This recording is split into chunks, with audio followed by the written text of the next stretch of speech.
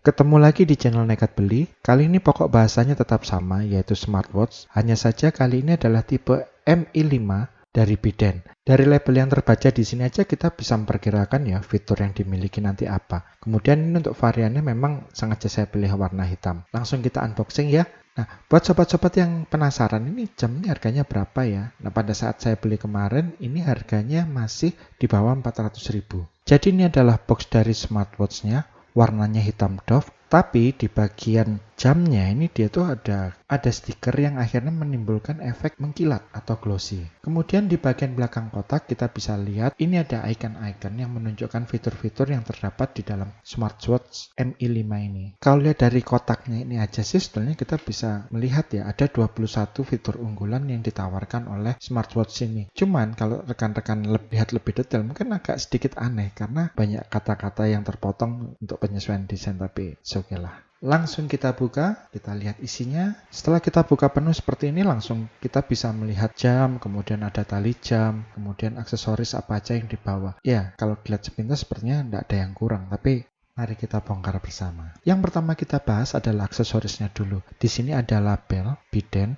Jadi ini mungkin nama tokonya adalah Biden. Oke, kita letakkan dulu. Kemudian yang kedua ini adalah klip untuk pengisian daya. Seperti biasa tidak terdapat adaptor di dalam paket jamnya. Jadi kita bisa menggunakan adaptor dari HP ataupun ke stop kontak yang memang sudah memiliki port USB untuk kita bisa langsung charge di sana. Kemudian kalau model charger seperti ini, yang pasti kalau pada saat pasang kita tidak bisa buru-buru. Oke, ini yang selanjutnya ini adalah lembar manual. Tulisannya cukup kecil dan sepertinya ini hanya satu bahasa ya. Jadi bukan dua bahasa, ini hanya bahasa Mandarin saja. Jadi kalau buat kita mungkin tidak terlalu membantu juga isi dari manual ini. Lanjut ke bagian utama, ini adalah jamnya. Masih terlindungi oleh stiker di bagian depan dan belakangnya. Dan yang terakhir ini adalah tali jamnya ya. Jadi sepasang gitu, ini warnanya hitam dengan bahan silikon dan pola garis-garis di bagian ujungnya. Tidak terasa kaku, kesat, dan sepertinya juga tidak panas sih. Jadi harusnya sih aman buat kulit. Kemudian kalau kita lihat di sini, ini pinnya ada model engsel. Nah, ini akan memudahkan kita untuk melepas ataupun memasang tali jam ini ke badan utamanya. Oke, jadi ini semua yang ada di dalam boxnya. Sekarang kita bahas lebih detail lagi tentang jamnya. Bodi jam ini terbuat dari metal dan bukan plastik. Di bagian belakang kita bisa lihat ada port pengisian daya, kemudian ada alat sensornya. Di bagian samping jam ini kita lihat ada dua buah tombol, model putar di atas dan model tekan di bawah. Sekarang kita coba lihat untuk bagian layarnya. Untuk ukuran layarnya, jam ini adalah 1,54 inci dengan resolusi 240x240 dengan tipe HD IPS color screen dan ini sudah tempered glass. Untuk kapasitas baterainya sendiri, ini sudah 200 mAh, jadi bisa bertahan antara 3-15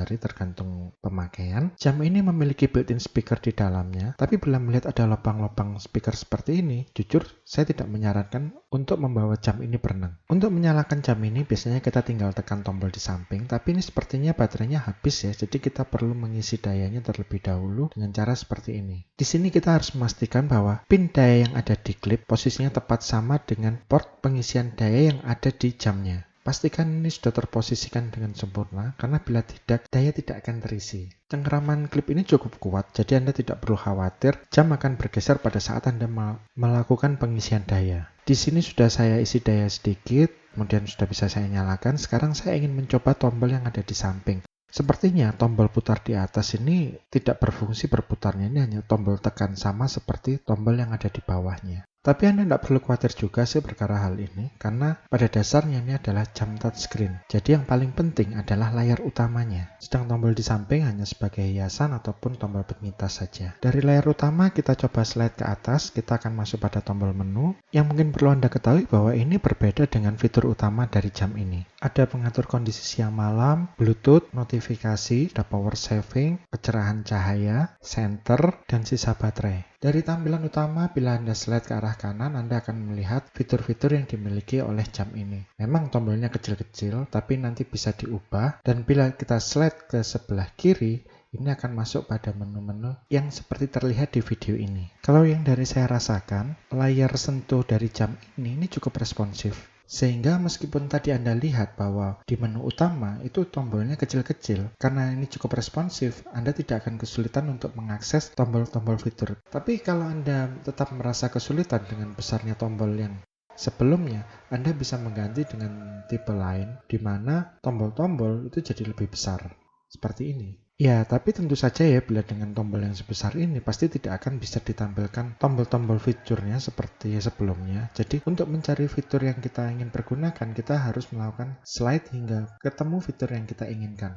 Yang sedang saya pergunakan saat ini adalah salah satu fitur dari jam ini yang fungsinya untuk mengukur tekanan darah. Selain untuk mengukur tekanan darah, di jam ini kita juga bisa menemukan fitur lain yang fungsinya untuk mengukur detak jantung. Kemudian ini ada satu fitur lagi yang mungkin sangat berguna ya kalau di masa pandemi seperti sekarang ini, yaitu fitur untuk mengukur kadar oksigen yang terdapat di dalam darah. Buat Anda yang gemar berolahraga, kemudian penasaran berapa kalori sih yang sudah dipergunakan selama olahraga, fitur sport ini menyediakan beberapa pilihan yang bisa Anda sesuaikan penggunaannya sesuai dengan olahraga yang akan atau sedang Anda lakukan. Memang pilihannya tidak banyak, hanya ada lari, kemudian bersepeda, badminton, dan sepak bola. Di sini kita tidak lihat ada icon berenang, jadi sudah dipastikan bahwa ini sebaiknya tidak Anda pakai pada saat Anda berenang. Oh ya, untuk mengubah tampilan dari cara penampilan fitur yang ada di jam ini, Anda bisa masuk ke layar utama, kemudian Anda slide ke sebelah kiri. Di situ bila kita lihat di pojok kiri bawah, itu kalau kita tekan, dia akan bisa menentukan ini ada style 1 atau style 2. Style 1 itu yang tombolnya kecil-kecil, dan style 2 itu yang tombolnya besar-besar. Kalau saya pribadi lebih prefer yang style 2 karena tombolnya gede-gede. Kalau Anda kurang cocok dengan tampilan di layar utama melalui dial selection, kita juga bisa mengganti tampilan dari layar utamanya. Ada beberapa default template yang bisa kita pilih. Ini kalau dari aplikasinya, ada lebih banyak pilihan yang bisa Anda aplikasikan di jam Anda. Levun adalah aplikasi penghubung antara jam Anda dengan HP Anda. Ini bisa Anda download langsung di Google Play Store. Fungsi dari aplikasi ini sebenarnya hanya merupakan catatan perekaman dari apa yang sudah Anda lakukan atau pada saat Anda menggunakan fitur-fitur seperti lari ataupun pengukur darah dan lain-lain. Tidak harus diinstal, tapi akan sangat membantu Anda untuk menentukan statistik kesehatan Anda. Itulah tadi review MI5, terima kasih sudah menonton. Like bila suka dan jangan lupa di subscribe. Terima kasih.